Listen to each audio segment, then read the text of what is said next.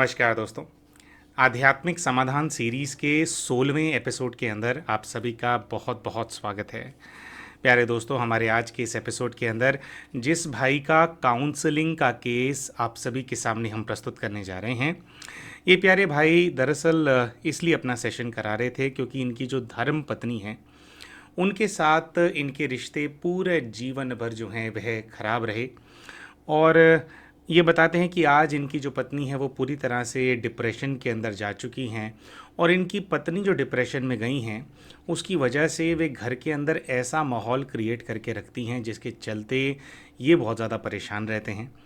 ये कहते हैं कि वो परेशान है, सबको परेशान करती है और मैं ऐसा कुछ भी नहीं कर पा रहा हूँ जिससे कि मैं अपनी धर्म पत्नी को जो है डिप्रेशन से बाहर निकाल पाऊँ।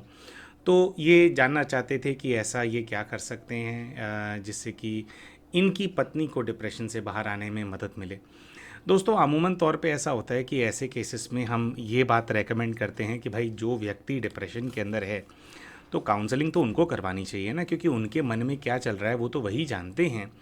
लेकिन यहाँ इस भाई को बहुत ज़्यादा ये चीज़ जो है इम्पैक्ट कर रही थी और उसके अलावा कुछ और इश्यूज़ थे इनके जीवन के अंदर, जिसकी वजह से हमने कहा कि ठीक है भाई, हम आपका काउंसलिंग करेंगे, पूरा केस समझेंगे, आपको क्या करना चाहिए या कहाँ आपकी क्या गलती हो गई जिसकी वजह से उनके ऊपर ये इम्पैक्ट आ गया और आज किस प्रकार से उस गलती को सुधारा जा सकता है या आप क्या कर सकते हैं या क्या माहौल उनको दे सकते हैं जिससे कि वो अपनी स्थिति से बाहर आएँ। तो उसके बारे में हम चर्चा करने के लिए भाई से जो है तैयार हो गए। वो ये बोलते हैं कि जो इनकी पत्नी है, दरअसल ये एक अरेंज मैरिज है। इनकी पत्नी का रिश्ता इनके लिए आया था तो कुछ ऐसा हुआ था कि इनके जो ताया जी थे उन्होंने रिश्ता करने से मना कर दिया था। लेकिन फिर 6 महीने तक जो है इनके पास कोई और रिश्ता नहीं आया और इनकी पत्नी का कुछ ऐसा केस था कि उनका कहीं और रिश्ता हुआ था, लेकिन उनका रिश्ता जो है ऐन मौके पे टूट गया था, कुछ गड़बड़ हो गई थी, जिसके चलते फिर दोबारा से जो पत्नी है उनके परिवार वालों ने रिश्ता भेजा और इनका भी विवाह नहीं हो रहा था काफ़ी समय से। तो इन्होंने भाई निर्णय किया कि ठीक है भाई, विवाह कर लेते हैं। लेकिन ये कहते हैं कि ना हमारे ना दिल नहीं मिले थे आपस में। मतलब ये बिल्कुल ऐसा था कि मेरी शादी हो नहीं रही थी और उसकी शादी टूट गई थी। तो बस ऐसे सीरीज़ ऑफ इवेंट्स हुए हमारी लाइफ के अंदर जिन्होंने हम दोनों को एक दूसरे के साथ जोड़ दिया। लेकिन दिल से एक खुशी होती है ना कि हाँ भाई, मैं शादी करने वाला हूँ और ये है। कहते हैं कि पहले ही दिन से कॉम्प्रोमाइज़ जैसी फीलिंग पति पत्नी के बीच में थी, इमोशन बीच में था। लेकिन चलिए, अब विवाह हो गया था।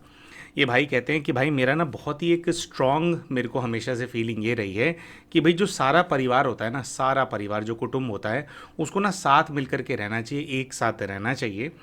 लेकिन ये कहते हैं कि जिस दिन से मेरी पत्नी विवाह करके मेरे घर पे आई उसी दिन से घर के अंदर झगड़े शुरू हो गए।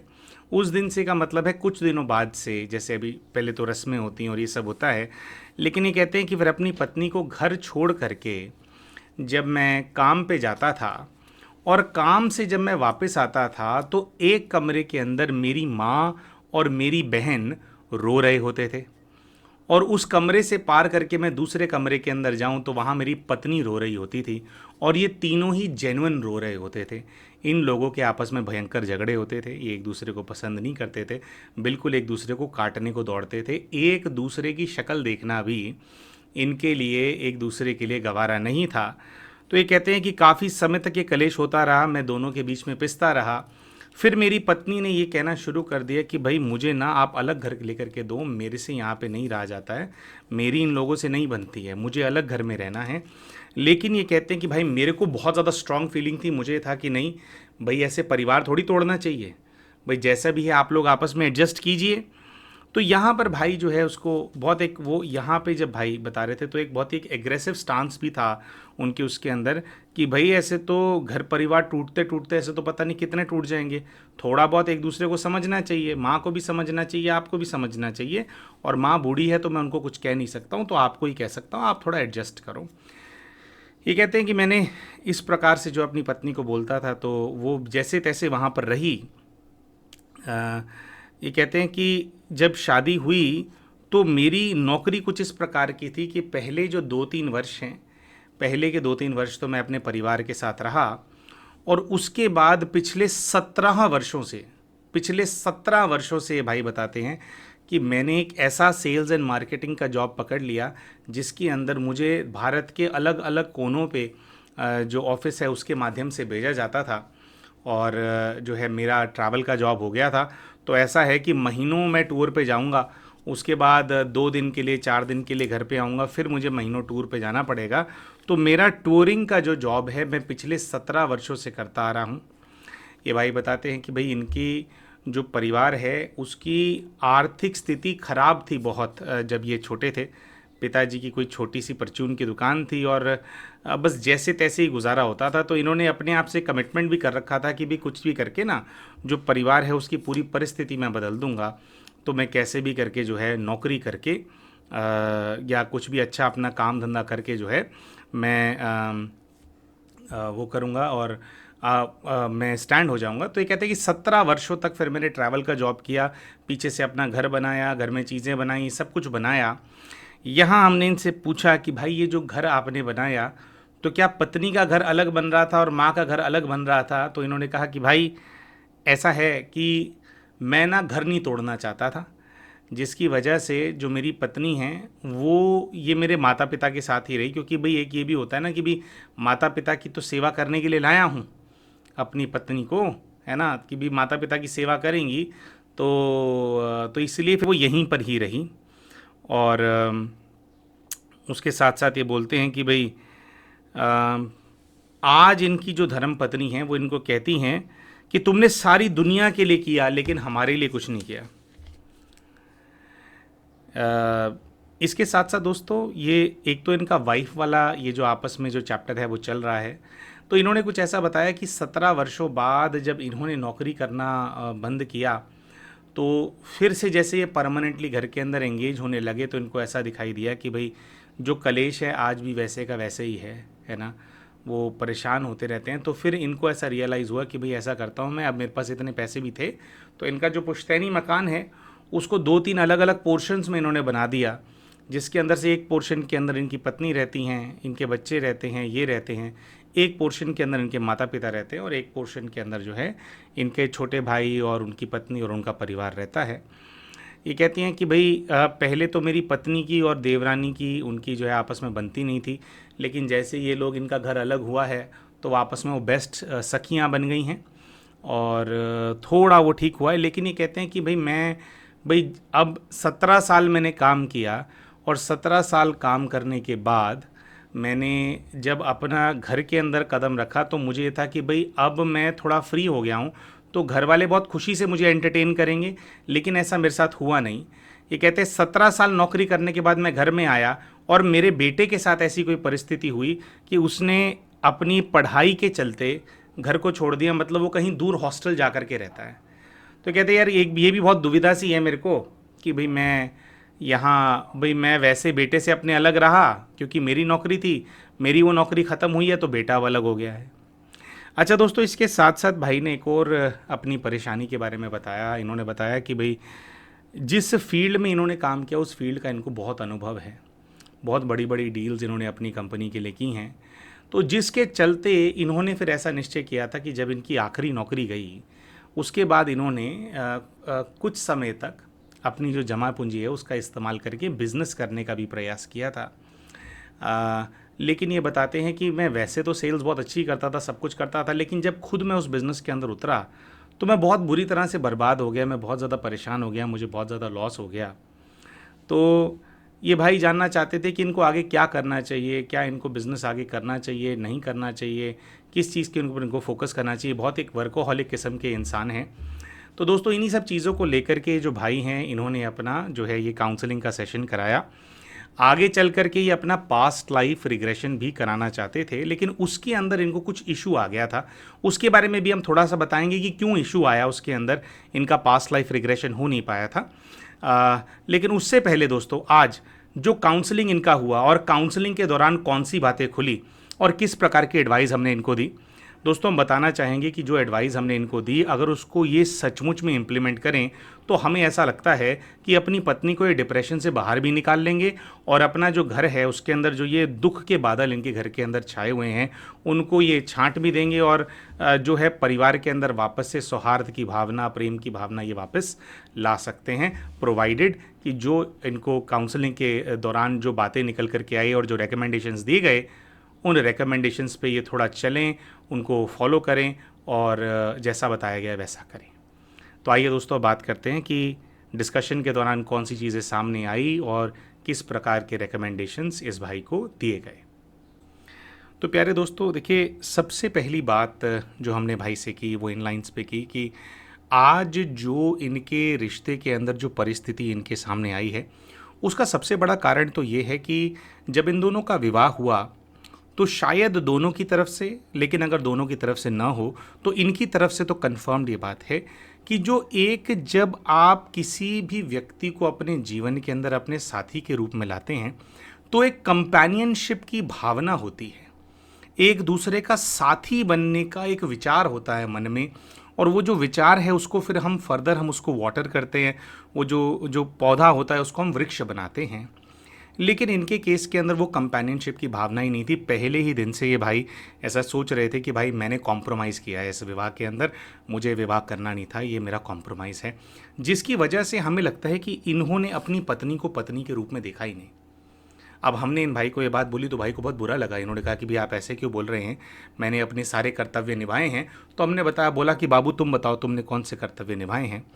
तो यहाँ पर भाई जो है फिर इस बारे में बात करने लगे कि लेकिन आप उनको देखिए ना, अभी मैं अपने कर्तव्य बताऊंगा। देखो, मैं एक आदमी का क्या कर्तव्य होता है, इन्होंने कहा कि एक आदमी का कर्तव्य होता है अपने जो परिवार है उसका भरण पोषण करना, अपना जो परिवार है उसके लिए धन संपदा एकत्रित करना, संपत्ति इकट्ठा करना। और यहाँ पर हमने कहा कि आदमी का अपने परिवार के प्रति कर्तव्य होता है, लेकिन सिर्फ एक रोल आप अपने जीवन में नहीं प्ले कर रहे होते। दोस्तों ये भी कई सारे जो लोग हैं उनको ये बात समझ में नहीं आती। बहुत बार हमें ऐसा लगता है कि हमने बहुत अच्छा काम किया है, हमने ये भी किया, हमने वो की भी किया, मैं बहुत अच्छा बेटा था, मैं बहुत अच्छा बाप बना, है ना, मैंने वो सब कुछ किया जो एक पुरुष करता है, मतलब धन संपदा एकत्रित करके लाता है। लेकिन एक पुरुष का जो कर्तव्य पति के रूप में है वो अपनी जीवन संगिनी का साथ देना भी है, वह उससे बात करना भी है। केवल अपनी बातों को अपनी जीवन संगिनी के ऊपर थोप देना पति बनना नहीं होता है, उनकी बात सुननी भी होती है। और दोस्तों आज हमारे इस वीडियो के अंदर जो बात हम बोलने जा रहे हैं, बहुत लोगों को बहुत बुरी लगने वाली है बात, लेकिन जो बात जैसी है वो बात हम इस वीडियो के अंदर ज़रूर बोलेंगे। और दूसरा, हम पहले ही ये डिस्क्लेमर देना चाहते हैं कि हम बिल्कुल भी फेमिनिस्ट अप्रोच के नहीं हैं। हम ऐसी सोच बिल्कुल नहीं रखते हैं कि भाई महिलाएं ही हर केस के अंदर ठीक होती हैं। उस स्टैंड पॉइंट से हम किसी भी तरीके से बायस होकर के एक तरफा बात केवल सुन करके और बस मतलब कि यही सोच करके कि भाई महिलाएं ही प्रताड़ित होती हैं, ऐसी सोच के साथ हमने सारी बातें नहीं की हैं, पहले ही बता रहे हैं। लेकिन इस केस के अंदर जो हुआ उसके अनुसार हमें ऐसा लगता है कि हमारे को ये सारी बातें बोलनी चाहिए थी। और अगर ये भाई समझ गए होंगे तो अपने जीवन के अंदर आगे सुखी हो जाएंगे, और अगर नहीं समझे होंगे तो जैसी कहानी चल रही है वैसे तो कहानी चल ही रही है। तो देखिए, तो बात के ऊपर आते हैं। देखिए, जब आप किसी महिला को अपने घर के अंदर विवाह करके लाए हैं तो वो केवल अपने आपके माता पिता की बहू बनने के लिए नहीं आई है, वो आपकी पत्नी बनने के लिए भी आई है। क्या उस बच्ची को आपके माता पिता की बहू बन करके रहना चाहिए? हाँ, बिल्कुल रहना चाहिए। क्या उसको आपके माता पिता की सेवा करनी चाहिए? हाँ, बिल्कुल करनी चाहिए। उसके बदले में आपको क्या करना चाहिए? आपको उनका ख्याल रखना चाहिए, आपको उनका ध्यान रखना चाहिए। आपको, क्योंकि बहुत सारी चीज़ें ऐसी होती हैं, महिला परिवार में और किसी से नहीं बात कर सकती उन चीज़ों के बारे में, पति ही होता है उसके बाद उस बारे में ये सारी चीज़ें डिस्कस करने के लिए। कुछ ऐसी ज़रूरतें होती हैं, कुछ ऐसी भावनाएं होती हैं मन के अंदर। आपको इंश्योर करना होता है कि आप उन चीज़ों के लिए अपने आप को अपनी पत्नी के लिए अवेलेबल रखो। लेकिन क्योंकि कंपेनियनशिप है ही नहीं, पहले ही आपने कॉम्प्रोमाइज वाली स्टेट के अंदर विवाह किया, तो आप लोगों के बीच में एक वॉल खड़ी थी, आपने उस वॉल को तोड़ा नहीं। और आगे चल करके एक ऐसी चीज़ भी सामने आई जिसको देख करके हमारे को समझ में आ गई कि क्या कहानी चल रही है इनकी। तो ये वॉल तोड़ी नहीं गई और आपने बस ये मेंटेन कर लिया कि भाई मैं तो बहुत अच्छा पति हूँ। क्यों? क्योंकि मैं कमा करके लाता हूँ। मैं, देखो, मेरे घर के अंदर गरीबी थी लेकिन मैं गरीबी रहने नहीं देता। भाई आपके घर के अंदर अगर गरीबी थी, ठीक है, गरीबी अपने परिवार की मिटानी होती है, लेकिन बुरा लगे किसी को अच्छा लगे, लेकिन वो जो आपके घर के अंदर गरीबी थी ना, वो जो लड़की ब्याह करके आई है ना आपके घर में, उसका उससे कुछ लेना देना नहीं है भाई, ठीक है। उसके माता पिता ने एक अरेंज मैरिज सेटअप में ऐसा होता है कि वो घर बार देख करके विवाह करते हैं। आप अच्छी नौकरी कर रहे थे, आप अच्छा पैसा कमा रहे थे, आप घर के अंदर धन संपदा ला रहे थे, वो चीज़ देख करके उनके माता पिता ने जो लड़की आपके साथ ब्याह दी। तो आप जो आज आपको लग रहा है कि हमारे घर में गरीबी थी और मैंने कुछ एक्स्ट्रा ऑर्डिनरी कर दिया है, अगर मैंने अपने घर की गरीबी को दूर कर दिया है, तो पहली बात तो ये गलतफहमी है। हर पुरुष को ये चीज़ करनी चाहिए। और दूसरी चीज़, अगर ये कर दिया है तो इसका उस कन्या के ऊपर कोई एहसान नहीं है, ठीक है, क्योंकि उसके लिए तो ये आप नीचे से ऊपर उठे, लेकिन उसके लिए नॉर्मल लेवल है। अभी इसके बाद ऊपर क्या होगा वहां पर वो देखा जाएगा। वो कहेगी कि भाई हाँ जी, एक नेक्स्ट लेवल पे हम लोग गए हैं। तो ये कुछ कड़वी कड़वी बातें हम बोल रहे थे। जो भाई है उनकी मेल ईगो को तोड़ने का प्रयास कर रहे थे, क्योंकि इनके रिश्ते के अंदर जिस चीज़ ने नेगेटिविटी को जमा रखा है वो एक्चुअली में मेल ईगो थी। अच्छा, तो हमने इन लाइंस पे भी भाई से बात करी। जैसे तो जो एक इन्होंने एक्सपेक्टेशन बताई थी कि भाई इन्होंने कहा था कि शादी हुई तो पहले हफ्ते में ही ये चीज़ दिखने लग गई कि एक कमरे के अंदर माँ और बहन बैठ करके रोती थी और दूसरे कमरे के अंदर पत्नी रोती थी। तो हमने इनसे पूछा कि तुमने क्या किया फिर भाई साहब? तो इन्होंने कहा कि भाई मैंने तो कहा कि नहीं भाई, साथ में रहो, साथ में रहो, साथ में रहो। हमने इनसे पूछा कि क्या आपके पास रिसोर्सेज अवेलेबल थे कि आप दोनों को, आप इन लोगों की किचन अलग कर देते, आप इन लोगों को थोड़ा सेपरेट कर देते, क्या रिसोर्सेज अवेलेबल थे? तो भाई ने कहा हाँ, कुछ किया जा सकता था, लेकिन क्यों करें हम इस चीज़ को, साथ में रहना होता है। देखिए दोस्तों, यहाँ पे कहीं ना कहीं जो चीज़ नज़र आ रही थी वो ये आ रही थी कि आप जब किसी रिश्ते के अंदर गए हैं तो बात वो होनी चाहिए जो दोनों को समझ में आए, बात वो होनी चाहिए जिसमें दोनों सुखी हों। यहाँ पर ये जो भाई हैं, भले ही इनकी भावना ये हो कि परिवार नहीं टूटना चाहिए, लेकिन अपनी भावना को इन्होंने अपनी, ना केवल अपनी पत्नी के ऊपर लेकिन अपनी माँ के ऊपर भी थोपा।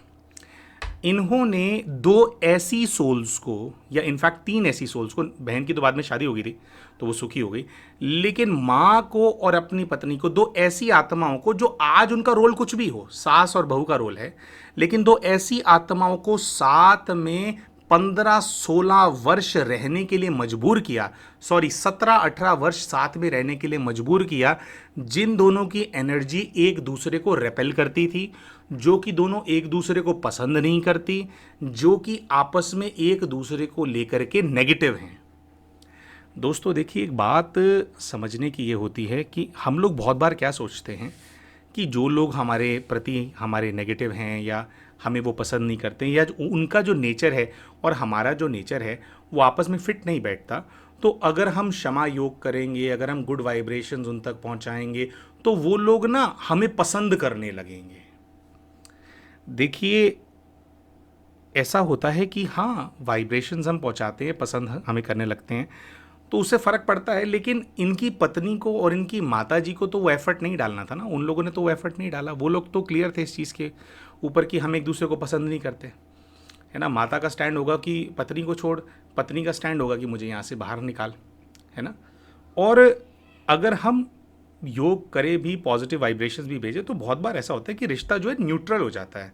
या अगर पॉजिटिव भी होना होता है तो जो पॉजिटिव होगा रिश्ता वो तब होगा ना भाई, जब आप एक दूसरे को फूटी आंख नहीं भाते हो, तो एक दूसरे की शक्ल देखना बंद करोगे, थोड़ा दूर हो जाओगे, थोड़ा अलग हो जाओगे, और फिर योग के माध्यम से, मेडिटेशन के माध्यम से जो रिश्ता है उसको पॉजिटिव वाइब्रेशन दोगे, तो धीरे धीरे धीरे सौहार्द की भावना बनती है।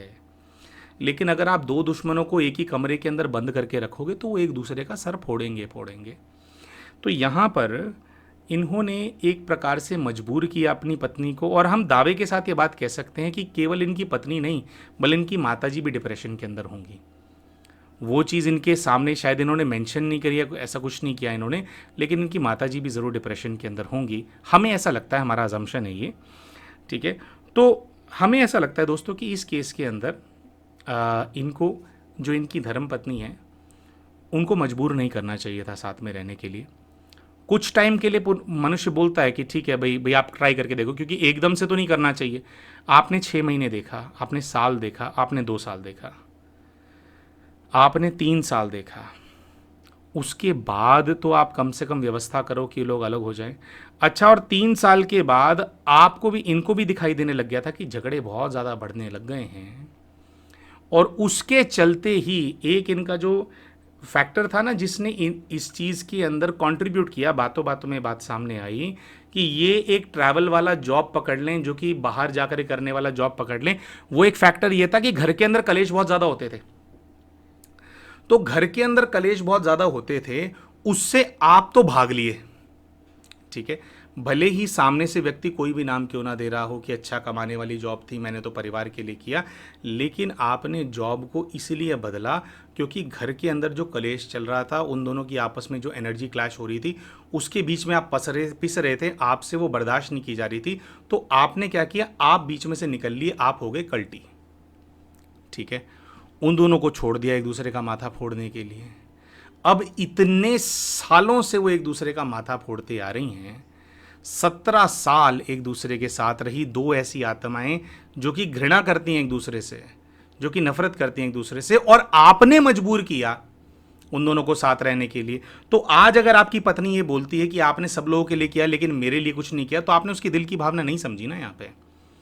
यहाँ पर करना क्या चाहिए था दोस्तों, देखिए हमारी सोच ये है कि भाई अगर लोगों की नहीं बनती ना आपस में, it is okay sometimes we have to agree to disagree. हम लोगों के डिसअग्रीमेंट्स हैं, हमें एक दूसरे के ऊपर अपनी सोच थोपने की आवश्यकता नहीं है। यहाँ पे हम इनकी सास और इनकी पत्नी की बात कर रहे हैं, ना इनकी माताजी को इनकी पत्नी के हिसाब से चलने की आवश्यकता है, ना इनकी पत्नी को इनकी माताजी से के हिसाब से चलने की आवश्यकता है। रोज़ वो दोनों क्यों देखें एक दूसरे की शक्ल जब नफरत करते हैं। माता जी रोटी बनाती होंगी तो वो बुड़बुड़ वाली रोटी बनती होगी, है ना, अंदर ही अंदर उनके थॉट्स चलते होंगे कि कितनी नालायक मेरे को बहू आ गई है, इस उम्र में मेरे को रोटी बनानी पड़ रही है ना। कभी बहू कुछ खाना बनाती होगी, बहू कुछ काम करती होगी, वो उसके अंदर वो जहर डालती होगी अपने थॉट्स का। तो ये बहू और सास एक दूसरे को जो भोजन खिला रहे हैं, पानी पिला रहे हैं इतने सालों से मजबूर होकर के, क्योंकि एक घर में तो निभाना तो पड़ेगा, तो जहर ही तो खिला रहे हैं दोनों एक दूसरे को अपने नेगेटिव थॉट से बना हुआ। और उसके पीछे जो कारण है वो ये जो भाई हैं, हमने इनको बहुत क्लियरली कहा कि भाई देखो, आपकी नाकारी है, नाकारापना है आपका, ये वो कारण है, आपको मैनेज नहीं करना आया। तो करना देखिए आइडियली यही चाहिए था कि अगर इतना ज़्यादा घर के अंदर प्रॉब्लम है तो अपनी पत्नी को भले ही घर के कहीं पास में कोई किराए का घर लेकर के दे देते, या एक ही घर के अंदर अगर किचन की व्यवस्था हो सकती थी अलग अलग फ्लोर्स पे रहने की, कुछ ऐसी व्यवस्था करके दे देते। लेकिन इनको, इन दोनों को एक साथ रहने के लिए मजबूर नहीं करना चाहिए था, नहीं करना चाहिए था, नहीं करना चाहिए था। दूसरी, इन भाई को ये शिकायत है कि भाई मेरी जो पत्नी है उनके साथ जो है मेरे संबंध अच्छे नहीं रहे। मतलब ये एक प्रकार से जो, जैसे आपका जो दूसरे प्रकार से भी संबंध होता है, प्रेम संबंध होता है आपस में, उसके बारे में बात कर रहे थे। तो बात क्या है कि आप कह रही हो कि भाई मैं महीनों महीनों बाहर रहता हूँ, महीनों महीनों बाहर रहता हूँ और घर के अंदर कलेश चल रहे हैं। भाई आपको लग रहा है मैं मेहनत कर रहा हूँ और जो घर के अंदर बैठे हैं वो लोग बेकार हैं, ऐसा तो नहीं है। घर के अंदर तो उनका रेगुलर युद्ध चल रहा है रोज़, है ना।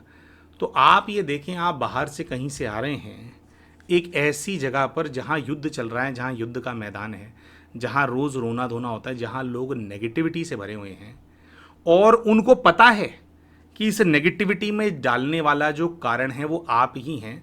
तो आप ये कैसे एक्सपेक्ट कर सकते हैं कि आप घर में आएंगे तो आपको बाहों के हार डल जाएंगे, आपके गले, बाहों के हार डल जाएंगे आपके गले के अंदर, है ना। घर के अंदर आप आएंगे तो सबसे पहले तो बंदा कहेगा कि भाई ये जो जेल में तूने मुझे कैद कर रखा है, इस जेल से मुझे निकाल दे, नहीं तो मैं ही फाहा लगा करके खुद आज़ाद हो जाती हूँ, है ना। यही बोलेगा ना, आपसे प्रेम से थोड़ी बात करेंगे। तो खैर बहर, तो दोस्तों काफ़ी सारी बातें यहाँ पे हो रही थी, लेकिन हमें ऐसा लग रहा था कि ये पहली बार ऐसा काउंसलिंग दोस्तों हमारा हमने किया है जिसके अंदर सामने वाले व्यक्ति को हमें लगता है कि ज़्यादा समझ में नहीं आ रही थी हमारी बात। क्योंकि भाई हैं, भाई की देखिए, और इन भाई की बहुत अच्छाइयाँ भी हैं, वो इस सेशन के अंदर हम डिस्कस नहीं कर रहे हैं दोस्तों। क्योंकि और सारी बातें आप बोलोगे कि इस प्रकार का इतना अच्छा व्यक्ति और इस तरह का चीज़ के अंदर उसको समझ में नहीं आया। कहीं ना कहीं दोस्तों ये वाली चीज़ भी होती है कि जहाँ कार्मिक अकाउंट्स होते हैं, है ना, जहाँ पे आपकी एक कुछ ऐसी एनर्जी होती है एक दूसरे को नुकसान पहुँचाने की, वहाँ पर बात समझ में नहीं आती है और आप ऐसी गलती कर बैठते हैं अपने जीवन के अंदर। तो उन सब चीज़ों की हम बात आज इस सेशन में नहीं करना चाहते हैं। अभी फ़िलहाल इसी टॉपिक के ऊपर हम फोकस करना चाहते हैं कि वाइफ वाला जो रिश्ते का जो वो है। अच्छा, एक छोटी सी बात और आगे की बताएंगे, उसके बाद पीछे जाएंगे। एक और चीज़ सामने आई थी जिसके चलते फिर इनको फर्दर कुछ रिकमेंडेशन दिए थे। तो दोस्तों आज भाई ये बोलते हैं कि मैंने 17 साल मैं बाहर रह कर के मैंने काम किया, उसके बाद मैं अपने घर में आया हूँ और यहाँ पे मैंने सोचा था कि अब मैं अपना बिज़नेस इस्टेब्लिश करूँगा, और वो जो बिज़नेस मैं इस्टेब्लिश करूँगा फिर उससे जो है मैं तरक्की कर लूँगा, लेकिन मेरा वो नहीं हुआ। दोस्तों देखिए, हमारे अपने जीवन ने हमारे को एक बात समझाई है छोटी सी। अगर इंसान के अपने घर के अंदर मनुष्यत फैली हो ना, उसका ना कोई काम सिरे नहीं चढ़ता। और विशेषकर जिस घर के अंदर गृह लक्ष्मी रोती हो, आपकी घर की बहू बेटियां हैं वो रोती हों, विशेषकर बहुएं, बेटियां भी नहीं, क्योंकि बहुएं क्या होती हैं, आप दूसरे परिवार से उनको अपने परिवार के अंदर लेकर के आते हो, उनकी संभाल करने की बहुत ज़्यादा जिम्मेवारी होती है इंसान के ऊपर। जिस भी घर में आप देख लेना, जिस भी घर के अंदर आप देख लेना जिसके अंदर, अच्छा कई सारे ऐसे केसेस भी होते हैं जिसमें बहुएं थोड़ी कपत्ती टाइप की आ जाती हैं और वो प्रॉब्लम क्रिएट करती है, लेकिन हम यहाँ पे बात करें कि जेनेरिक एक बच्ची आई और फिर उसको ऐसा मुश्किल परिस्थितियों में डाला गया। जिस घर के अंदर भी जो गृह लक्ष्मी है, जब वो दुखी रहती है ना दोस्तों, उस घर में ना कभी तरक्की नहीं होती, वहाँ कभी बरकत नहीं होती। अगर गृह लक्ष्मी आपकी उदासीनता के अंदर चली गई है ना, तो आपके घर के अंदर भी उदासीनता बस जाएगी। अगर आपके घर में गृह लक्ष्मी खुश है, आपकी बहू खुश है ना, सौहार्द की भावना है उसके साथ, उसके प्रति प्रेम है, तो कुछ नहीं भी होगा ना, फिर भी आपका घर चलता रहेगा। घर के अंदर अच्छी रोटी पानी सब्जी सब चलेगा, है ना, बहुत ही अच्छी काम धंधा भी चलेगा। जिस काम में हाथ डालोगे उस काम के अंदर तरक्की होगी। हमने तो भाई ये देखा है अपने घर की गृह लक्ष्मी के, जब भी हम अगेंस्ट गए अपने जीवन के अंदर, हमेशा बर्बाद हुए हैं। जब जब उसको खुश रखा है, उसकी हामी ली है कि राजी ली है, उसके बाद वो काम किया कि भी उसके संकल्प ना चले, विचार ना चले, भैया हमने बहुत तरक्की करी है ना। तो सबसे ज़्यादा जो प्रायोरिटी है आज के डेट में इन भाई की, हमें ऐसा लगता है कि इनको अभी अपने काम के बारे में नहीं सोचना चाहिए। इनको अभी एक ही चीज़ के बारे में सोचना चाहिए कि इनके घर के अंदर ये जो नेगेटिविटी का माहौल है, जो इनकी पत्नी डिप्रेशन के अंदर गई हुई है, उनसे ये उनको कैसे बाहर निकालेंगे। और ये बात दोस्तों हम एक बहुत बड़े कारण की वजह से कह रहे हैं, जो कि अभी हम अंत में बताने वाले हैं। अच्छा, एक छोटी सी बात पीछे रह गई थी दोस्तों। आप शायद ऐसा सोच रहे होंगे कि भाई अगर बूढ़े सास ससुर हैं घर के अंदर, तो उनकी देखरेख करने की जिम्मेवारी फिर किसकी है। भाई इंसान भाई शादी करता है तो इसीलिए करता है कि उनकी देखरेख की जाएगी। दोस्तों यहाँ पे हम ये बोलना चाहेंगे कि देखरेख करने की जिम्मेवारी ना दोनों की है, ठीक है। और आप देखेंगे इनका रिश्ता अपनी पत्नी के साथ ज़्यादा ख़राब तब होने लगा जब ये टूर पे जाने लग गए। भाई जब तक ये घर में थे, ठीक है, घर के अंदर थोड़ा डिप्रेशन का माहौल था, नेगेटिविटी का माहौल था, लेकिन फिर भी आ करके पत्नी सामने रो लेती थी, है ना, माँ इनके सामने रो लेती थी, दोनों अपना दिल हल्का कर लेती थी, जिसके चलते वो लोग फिर भी अपना जीवन काट रहे थे। लेकिन फिर जब ये बीच में से गायब हो गए तो उसके बाद परेशानी पड़ी। तो कहने का मतलब ये है दोस्तों कि अगर आप चाहते हो कि आपका परिवार बना रहे, आपका कुटुंब जुड़ा रहे, तो वो करने की जिम्मेवारी अकेले आपकी पत्नी की नहीं है, आपको भी एफर्ट्स डालने होते हैं उसके अंदर, ठीक है। आप खुद मैदान छोड़ करके भाग जाओ और फिर ये एक्सपेक्ट करो कि आपकी पत्नी आपके परिवार को संजोले, भैया उसका तो खून का रिश्ता भी नहीं है। भाई आप अगर परिवार को संजोने के अंदर अपने एफर्ट्स डालोगे, आपके सगे माता पिता हैं, आपकी लीनिएज है वो, लेकिन पत्नी तो कहीं बाहर से आई है। और यहाँ पे कई लोगों को ऐसा भी लगे कि बाहर से आई है तो क्या हुआ, तो परिवार का तो हिस्सा है। देखो दोस्तों, जहाँ पे खून का रिश्ता होता है ना, अच्छा हम योगी तपस्वियों की बात नहीं कर रहे, बेहद की बात नहीं कर रहे, जब साधना करते हैं बेहद होता है उसकी बात नहीं कर रहे हैं। यहाँ पे हम जनरल गृहस्थी लोगों के बारे में बात कर रहे हैं, लाइक नॉर्मल पीपल, कि वो लोग कैसा सोचते हैं और लोग कैसे वो अपने जीवन में अपनी परिस्थितियों को हैंडल करते हैं। तो जहाँ पे आपका ब्लड का रिलेशन होता है ना, कहते हैं खून ना खींच मारता है, तो वो बच्ची एक दूसरे घर से आई है। आप चाहते हो कि आपने अपने मन में जो स्टोरी बनाई हुई है वो बच्ची अपने आप उस स्टोरी को समझ जाए, और अगर समझे तो जैसा जैसा आप सोचते हो वैसा वैसा वो सोचने लग जाए, मतलब वो आप बन जाओ, आप ऐसा सोचते हो। और उसके बाद आपके हिस्से की जिम्मेवारी भी वो निभाए, क्योंकि माता पिता को संभालने की जो जिम्मेवारी है वो अकेली उस बच्ची की नहीं है, आपका वहाँ पे होना अनिवार्य है, आपका वहाँ पे होना जरूरी है। और अगर आप साथ में नहीं रह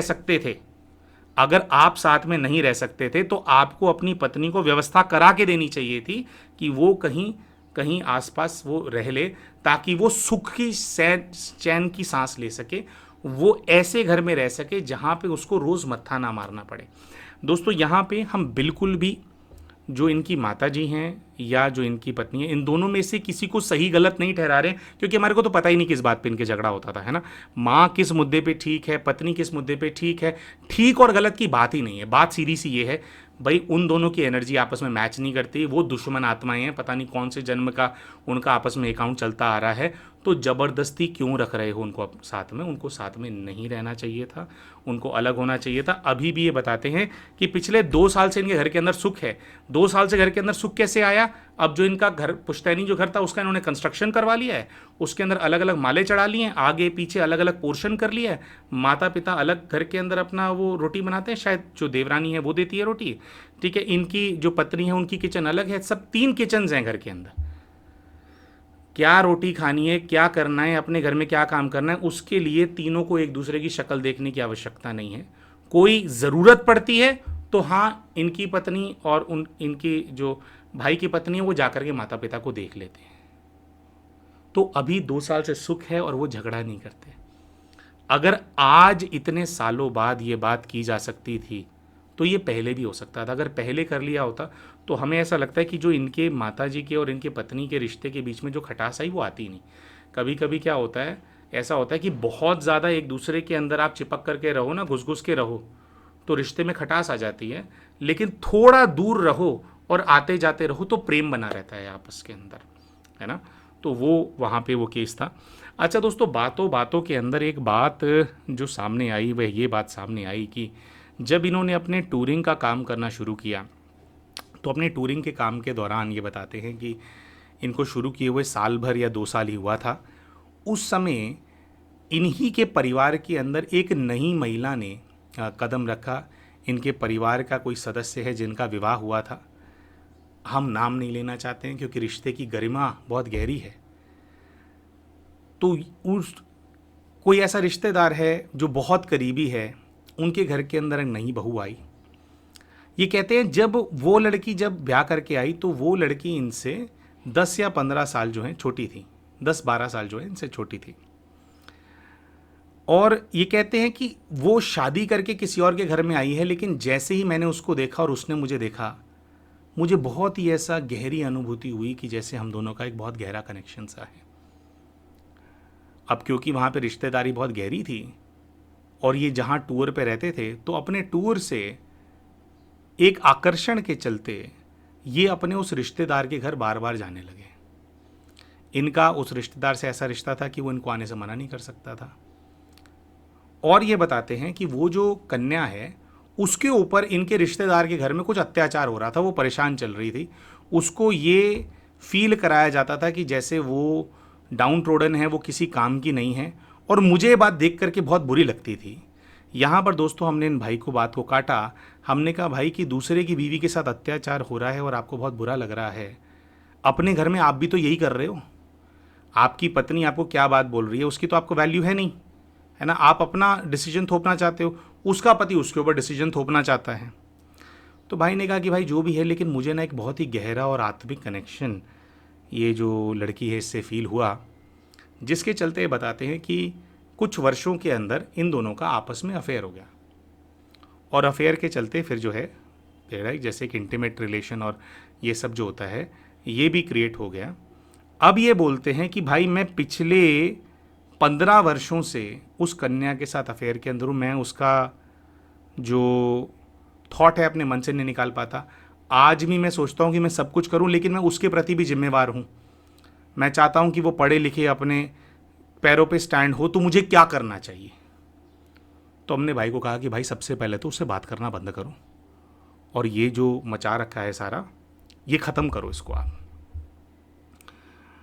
दोस्तों देखिए बात क्या होती है, क्या ऐसा हो सकता है कि आप पहले से विवाहित हों और किसी दूसरे व्यक्ति को देख करके आपको आत्मीयता फील हो, आत्मिक कनेक्शन फील हो, कंपेनियनशिप फील हो? बिल्कुल हो सकता है दोस्तों, इट इज़ ह्यूमन। ऐसा हो भी सकता है कि जो कन्या इनके रिश्तेदार के घर के अंदर विवाह करके गई है वो इनके पूर्व जीवन की प्रेमिका हो, वो उनके पूर्व जीवन की पत्नी हो। ये बिल्कुल संभव है, इसके अंदर कोई दो राय नहीं है, कोई इसके अंदर सेकंड थॉट्स नहीं है, बिल्कुल पॉसिबल है। लेकिन दोस्तों जब ये जो हमारे को मनुष्य का जीवन मिला है ना, देखिए हम मनुष्य आत्मा हैं, तो किसी कारण से हम लोग मनुष्य आत्मा हैं, ठीक है। मनुष्य होना मतलब मर्यादित होना, सभ्य होना। और हमेशा दोस्तों क्या होता है कि ना, हर व्यक्ति की ना एक रिश्ता होता है, रिश्ते के अंदर ना एक मर्यादा होती है, उस मर्यादा को पार नहीं किया जाता कभी, भावना कैसी भी क्यों ना हो। किसी के प्रति आपको कैसी भी भावना क्यों ना आती हो, आपको पता होना चाहिए कि भाई मेरे घर में मेरी एक पत्नी है, और क्योंकि मेरे घर में वो पत्नी है तो अगर मुझे ऐसा आकर्षण हो रहा है तो मुझे अपने आप को ठीक करना है, कितना भी हो, कुछ भी हो, अपनी मर्यादा की लकीर को मुझे पार नहीं करना है। लेकिन दोस्तों इनके केस के अंदर अपनी पत्नी को कंपेनियन के रूप में तो स्वीकार किया ही नहीं था ना, वो तो कॉम्प्रोमाइज था, है ना। और यहाँ पे इनको नज़र आया कि ये जो लड़की विवाह करके आई है उसके परिवार में उसने कॉम्प्रोमाइज़ किया है, तो कहीं ना कहीं यहाँ पे नज़र आ रहा था कि इन्होंने इस चीज़ को अपनी लाइफ के अंदर जस्टिफाई कर लिया, जिसकी वजह से अफेयर के अंदर है। अच्छा, अब वो जिस लड़की के साथ अफेयर है, जिसके घर जाते हैं, वहाँ इन कुछ ऐसा रिलेशन है कि इनकी पत्नी को पता है कि भाई जाते हैं वहाँ पे मिलने के लिए। अच्छा भाई वो आज खाना वहाँ पे खाया, आज ये फंक्शन था, इधर था उधर था, तो उनको पता है ये बात, लेकिन कुछ कहा नहीं जा सकता और डायरेक्टली कुछ वो बोला नहीं जा सकता। और अमूमन तौर पे क्या होता है कि पहले जब ये अपनी छुट्टियों पे अपने काम से टूर से वापस आएंगे तो पहले वहाँ जाते हैं, उसके बाद अपने घर आया करते थे। अब ये भाई साहब ये बोलते हैं कि भाई, हमने कहा कि भाई अगर ऐसा हो रहा है तो आपकी पत्नी का डिप्रेशन में जाना जेन्युइन है। तो भाई साहब ने हमारे को कहा कि भाई जी ऐसा है कि ना मेरी पत्नी को ना इस चीज़ के बारे में पता नहीं है, तो फिर वो क्यों डिप्रेशन के अंदर जाएगी। दोस्तों देखिए बात क्या होती है कि जब आपने किसी से शादी कर रखी होती है ना, तो इंसान ना चेहरा देख करके बता देता है कि इसकी ज़िंदगी के अंदर क्या चल रहा है, ठीक है। हमने भाई को कहा कि आपकी अपनी रिश्तेदारी में आपका कहीं पर अफेयर है पिछले 15 सालों से, और आप ये कह रहे हो कि आपकी पत्नी को ये बात पता ही नहीं है। मैं मान ही नहीं सकता इस बात को। जब आप घर पे आते हो ना, ऐसी चीज़ों से आप खुश हो और वो वहाँ पे होकर के आए तो खुश हो, वैसे आप उदास हो, वैसे आप रूड हो, और उस दिन आपको पूरी मस्ती छाई हुई है, आंखें देख करके पता लग जाता है कि क्या चक्कर चल रहा है। हमने इनको कहा, हमने कहा देखो भाई, मैं शर्त लगा करके बात बोल सकता हूँ, मैं लिख करके बात बोल सकता हूँ, अपनी पत्नी से उगलवाने की आपको टेक्निक बता सकता हूँ, आप उनसे उगलवा करके देख लेना, उनको पता है कि आपका अफेयर है। बिल्कुल शुरू में हो सकता है उनको ना पता लगा हो, लेकिन कुछ टाइम जब आपका अफेयर चला होगा, आपकी पत्नी को पता लग गया है बात, कुछ उसकी मजबूरी है, कुछ उसके तरफ का रिश्ता है, और वहाँ पे वो परिवार के अंदर जो है वो नहीं चाहती कि कोई कलेश हो या कुछ प्रॉब्लम क्रिएट हो उसके वहाँ पे, इसलिए वो चुप है। आपकी पत्नी जानती है कि आप उसको धोखा दे रहे हो, तो यहाँ पर अब हमने जो भाई है, भाई के सर पे हमने फोड़ा अब नारियल, ठीक है, क्योंकि अब जो है पूरी वो चीज़ आ गई थी सामने। यहाँ देखिए दोस्तों, और कई सारी चीज़ों पे डिस्कशन हुआ था जिसके अंदर भाई का वो था, हमें जो भाई है उनका जो इस रिलेशनशिप के प्रति अप्रोच है वो कम्प्लीटली इनह्यूमन लगा। अपनी पत्नी को इन्होंने इंसान ही नहीं समझा हमारे हिसाब से, ठीक है। और इनके मन में कोई गिल्ट भी नहीं है इस चीज़ का, इनके मन में अपनी पत्नी को लेकर के तो पॉलिसीज़ चल रही हैं कि मेरी माँ को नहीं संभाला, मेरे घर को नहीं संभाला, डिप्रेशन में है, घर पे झगड़ा करती है, अपने कमरे के अंदर बंद करके अपने आप को जो है वो सैड सॉन्ग सुनती रहती है, तो उसके लिए वो सारे रूल्स हैं। पर अपने ज़िंदगी के अंदर अपनी कोई मर्यादाएं नहीं हैं, अपनी कोई जिम्मेवारी नहीं है। पत्नी को एक पति कैसे सिक्योर फील करवाता है वो इनको पता नहीं है कि कैसे वो है। तो हमने भाई को बिल्कुल अंत में बोला, मैंने कहा मेरे भाई 17 साल से बीवी से अलग रह रहे हो, साल में 15 दिन 1 महीना शक्ल दिखाते थे, उसके ऊपर से 15 साल से तुम्हारा किसी दूसरी लड़की के साथ अफेयर चल रहा है, आज तुम्हारी बीवी डिप्रेशन में भी ना जाए, अब मतलब जिंदा है उतनी काफ़ी नहीं है, कितना झेल रही है अगली, है ना, कितना अंदर से एक इंसान को कैसा लगता होगा कि मेरा जीवन बिल्कुल निरर्थक है। हमने भाई को कहा कि देखो भाई, आपकी पत्नी जितनी भी जिंदा है ना, वो जिंदा है सिर्फ अपने बच्चों के लिए, ठीक है।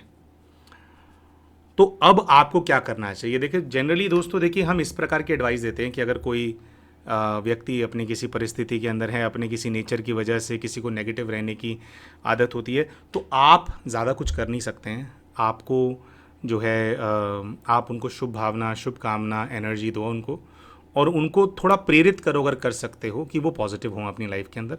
लेकिन हर किसी को अपने अपने कर्म भोग जो है भोगने होते हैं। लेकिन इस केस के अंदर हमारे को क्लियरली नज़र आ रहा था कि वो जो बच्ची घर पे है ना, जो भी वो बहन है घर पे, जो डिप्रेशन में है, जो सैड सॉन्ग सुनती है अपना कमरा बंद करके, जो रोती है अकेले के अंदर, उसको उस परिस्थिति के अंदर डालने वाले ये भाई हैं।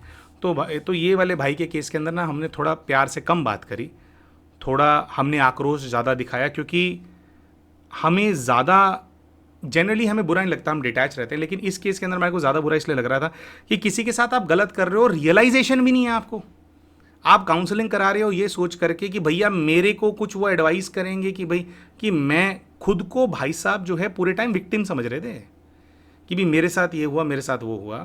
तो हमने कहा भाई ऐसा है कि देखो शीशे के अंदर अपनी शक्ल, उसको मारो 2-3 थप्पड़ अपने मुंह पे, ठीक है। उसको बोलो कि भाई तू जाग जा, ठीक है, मर्यादा क्या होती है अपने जीवन के अंदर सीख जा, और चुपचाप जा करके, अभी घर पे अब रहते हो, मेरी पत्नी डिप्रेशन के अंदर गई है, वो 100 नखरे करे, 100 टेंट्रम करे, जा करके उसको मनाओ, अपने आप को बदलो, जा करके उसको प्रपोज करो कि भाई हम कहीं घूमने जाते हैं, कुछ करते हैं।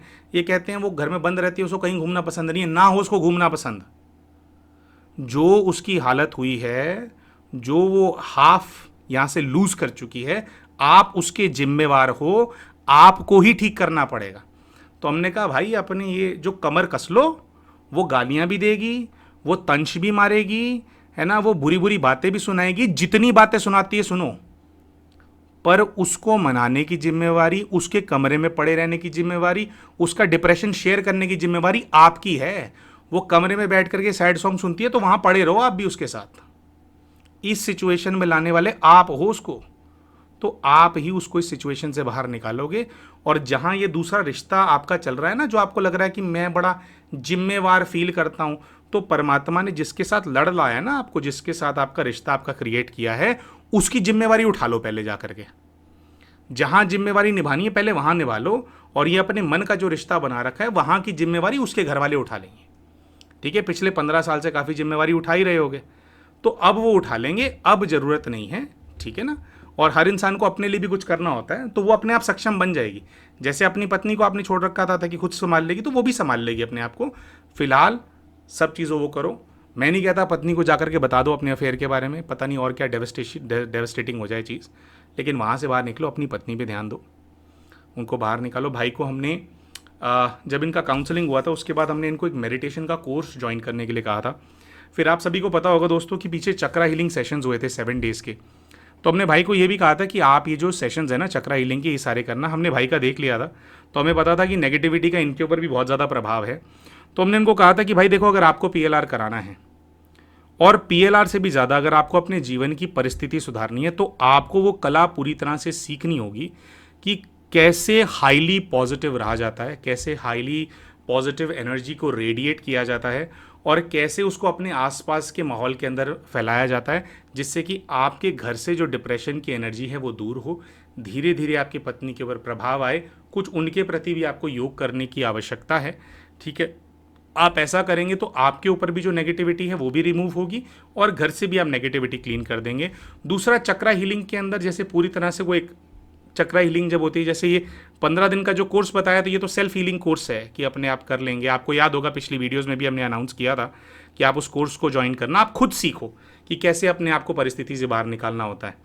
और कोर्स निःशुल्क था, उसके कोई चार्जेस नहीं। चक्रा हीलिंग सेशन है वो भी कॉन्ट्रीब्यूशन बेस्ड था, कौन कंट्रीब्यूट कर रहा है कौन नहीं कर रहा हम तो पूछते नहीं उसके अंदर। तो हमने भाई को बोला था कि आप ये दोनों चीज़ें करना, इससे आपके अंदर पॉजिटिविटी का पूरा प्रवाह हो जाएगा, और आप सीख लोगे कि अपना पत्नी का रिश्ता कैसे ठीक करना है, और खुद भी आप अपने आप को काफ़ी हील कर लोगे, तब जा करके आप अपना PLR कराना।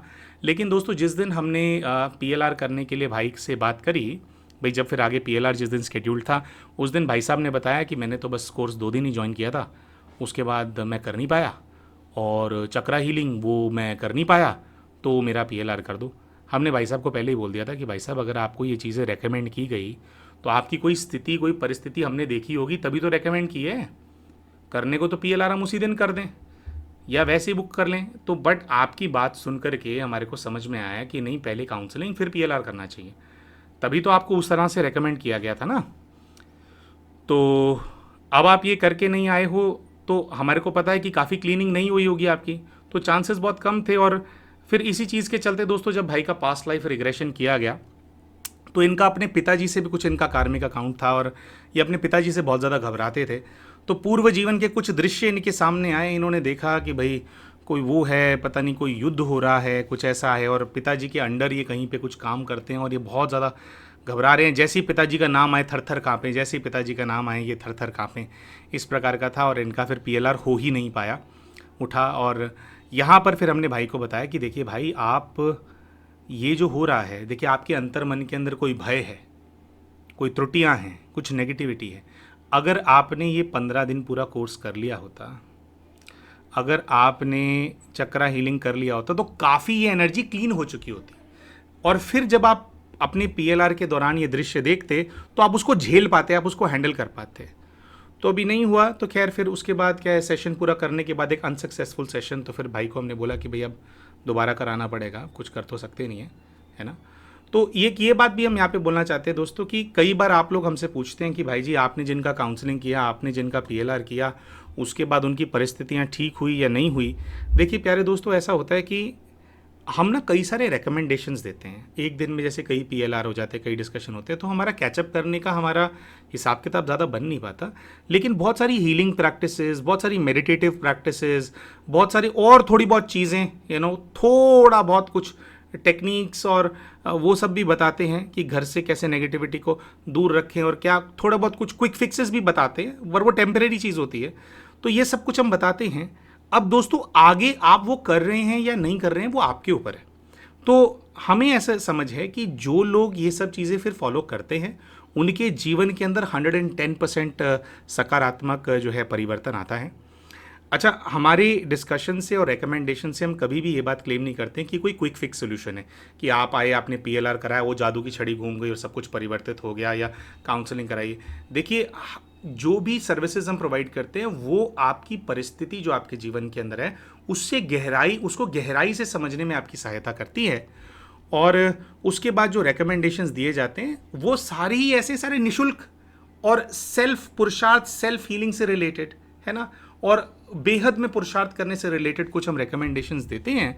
तो आप जैसे जैसे आप वो करते जाते हैं, वैसे वैसे क्या होता है, धीरे धीरे आपको फील होता है कि मैं हल्का होता जा रहा हूँ, चीज़ें ठीक होती जा रही धीरे धीरे।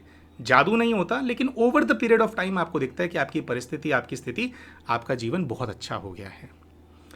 तो अंत में दोस्तों यही बोलेंगे कि भाई को हमने यही रिकमेंडेशन किया कि भाई अभी के लिए फिर उनको बोला कि अब जो ग्रुप चल रहा है कोर्स का, आप कोर्स कीजिए, कुछ आप हीलिंग वगैरह कीजिए, और 1 महीने के बाद ये प्रॉपर जब हीलिंग कर लो, अपनी हीलिंग के सेशंस ले लो और ये सब करा लो, उसके बाद आप दोबारा PLR करना। फिर हम आपका पास्ट लाइफ रिग्रेशन करेंगे और पूर्व जन्म के क्या हिसाब किताब है वो देखने में आपकी मदद करेंगे। और पत्नी को लेकर के हमारा रिकमेंडेशन यही था कि भाई अपनी कमर कस लो और लग जाओ। अब जो भी है, अपनी सांसें दे करके भी तुम इस लड़की को अब इसकी परिस्थिति से बाहर निकाल लोगे ना, तो जो पाप किया है ना इस जीवन के अंदर, उस पाप से फिर शायद मुक्त हो जाओगे, वरना बहुत भारी पड़ेगा ये। फिर आगे पीछे आपके आगे चलेगी ये चीज़, अभी पीछा करेगी ये चीज़।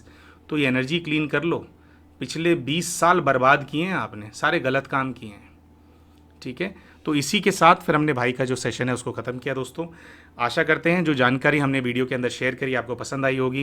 वीडियो पसंद आया हो तो वीडियो को लाइक ज़रूर करें, चैनल को सब्सक्राइब नहीं किया तो चैनल को सब्सक्राइब ज़रूर कर लें, और कमेंट करके आप हमारे को बताएं कि जो रिकमेंडेशन हमने भाई को दिया और बहुत एक ओपन सा डिस्कशन इस वीडियो के अंदर हमने किया, तो ये आपको कैसा लगा। और जनरली हम इतने हार्श वर्ड्स यूज़ नहीं करते हैं जो कि इस वीडियो के अंदर हमने किए, लेकिन हमें ऐसा लगता है कि अगर हम इतनी गलती कोई व्यक्ति कर रहा हो और उसको बोध ना हो उस गलती का, तो कड़े शब्द यूज़ करना भी कभी कभी जो है ज़रूरी होता है। तो हमें ज़रूर बताइएगा कमेंट करके कि आपको जो हमने शेयर किया आपको कैसा लगा। तो मिलते हैं आप सभी के साथ अपने अगले वीडियो के अंदर, तब तक के लिए नमस्कार।